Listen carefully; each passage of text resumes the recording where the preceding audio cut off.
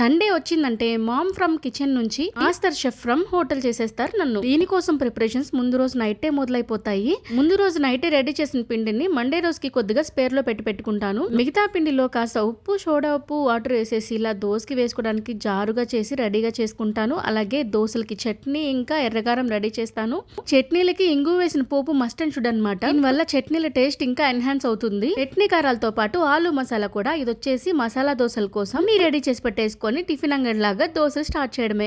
చూడండి, ఆర్డర్లు, గుడ్డి దోశలు, కారం దోశలు, నెయ్యి కారం దోశలు కాదు, 2 కాదు, పోస్తూ ఉంటే ఆర్డర్లు వస్తూనే ఉంటాయి. వాటి టేస్ట్ అలా ఉంటది అనుకోండి. ఇంకా మా వాడేమో మసాలా దోశ ఆర్డర్ చేశాడు, మా ఆయనేమో గుడ్డి దోశ ఆర్డర్ చేశాడు, నా కూతురేమో ప్లెయిన్ దోశ ఆర్డర్ చేసింది. దానికి అవేమీ నచ్చవు, ప్లెయిన్ గా తింటది చట్నీలో కారంలో. దోశలు చాలా ఫ్లఫీగా, చాలా మెత్తగా ఉంటాయి. దానివల్ల మనం ఎన్ని దోశలు తింటున్నాం అనేది మనకే అర్థం కాదు. తినే కొద్దీ ఇంకా తినాలనిపిస్తూనే ఉంటాయి ఈ దోశలు.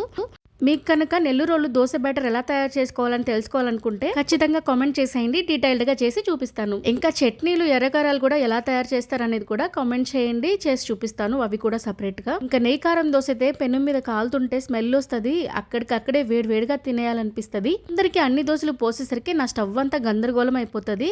లాస్ట్ కి ఫైనల్ గా నేను మసాలా దోశ వేసుకొనేసి స్టవ్ ఆఫ్ చేసేసాను అనమాట. ఈ మసాలా దోశ మా ఇంట్లో అందరికీ ఫేవరెట్ అండి, చాలా చాలా బాగుంటది. మామూలుగా అయితే మసాలా మధ్యలోనే పెడతారు, కానీ నేను ఇలా దోశ అంతా పూస్తాను. దానివల్ల దోశ చాలా టేస్టీగా అనిపిస్తుంది.